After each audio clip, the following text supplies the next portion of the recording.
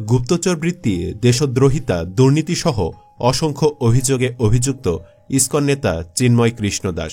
ফলে তার জামিন নামঞ্জুর করে কারাগারে পাঠিয়েছে বাংলাদেশের আদালত।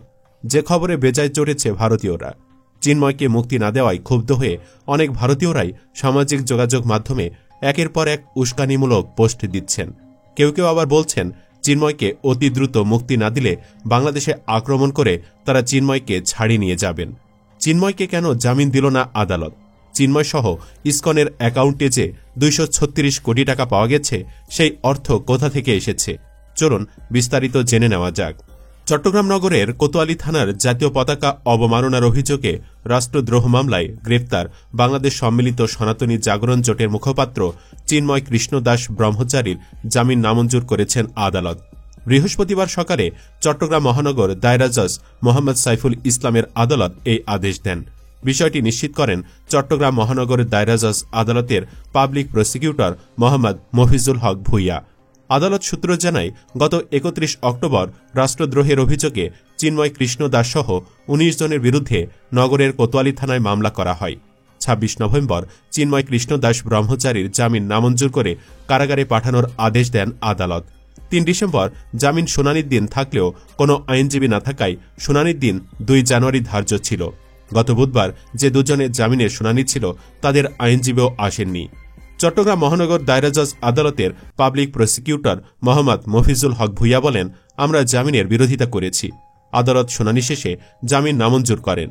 চিন্ময় কৃষ্ণ দাস ব্রহ্মচারীর আইনজীবী অ্যাডভোকেট অপূর্ব কুমার ভট্টাচার্য বলেন, আমরা চিন্ময় কৃষ্ণ দাস ব্রহ্মচারীর পক্ষে জামিনের শুনানি করেছি। আদালতকে জানিয়েছি জাতীয় পতাকার কোনো অবমাননা হয়নি।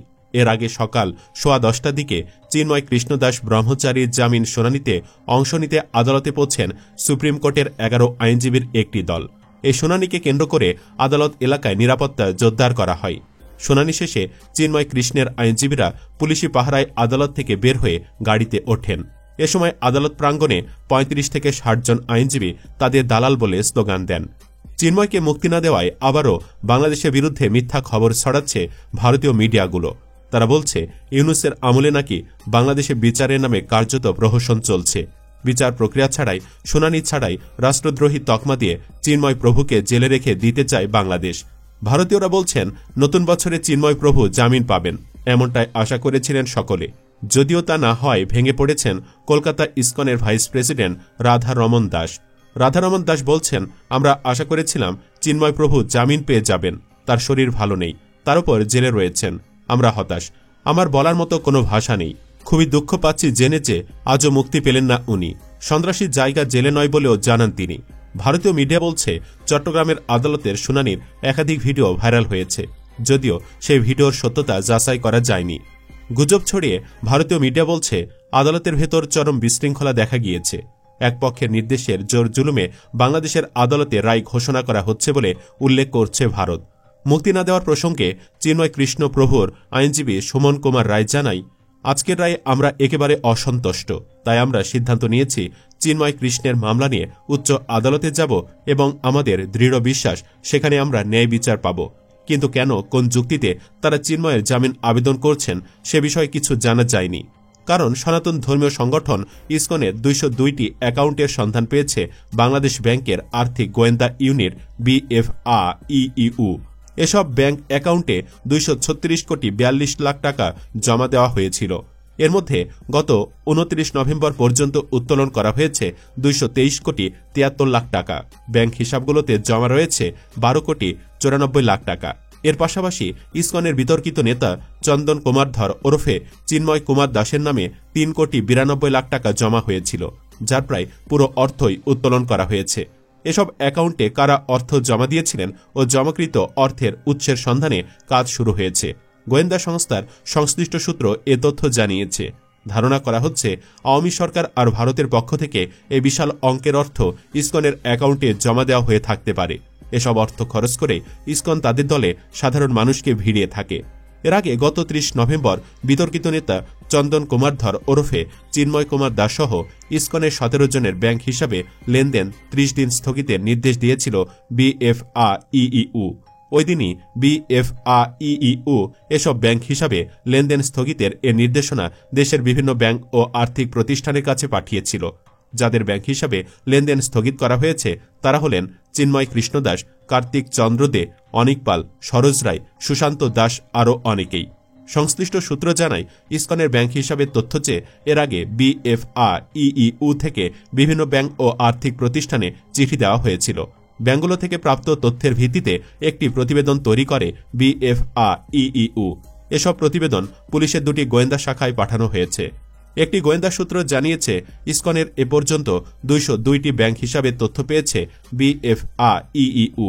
এসব অ্যাকাউন্টে 236 কোটি 73 লাখ টাকা জমা দেওয়ার প্রমাণ মিলেছে, যার বেশিরভাগ অর্থই উত্তোলন করা হয়েছে।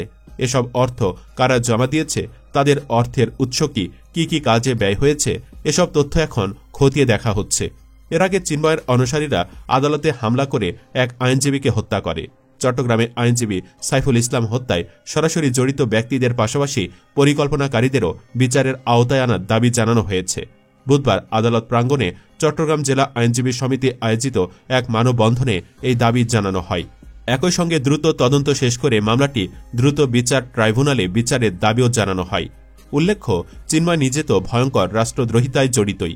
শুধু তাই নয়, ধর্ষণ থেকে শুরু করে শিশু বলাৎকার এমন কোনো অপকর্ম নেই যা ঘটেনি এই কুলাঙ্গারের দ্বারা।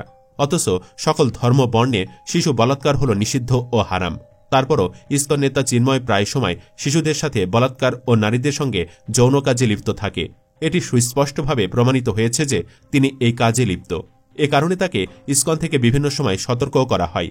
এতে বলা হয়, কোনো শিশু বা 18 এর নিচে কোনো মেয়েদের সঙ্গে তিনি সংস্পর্শে আসতে পারবেন না।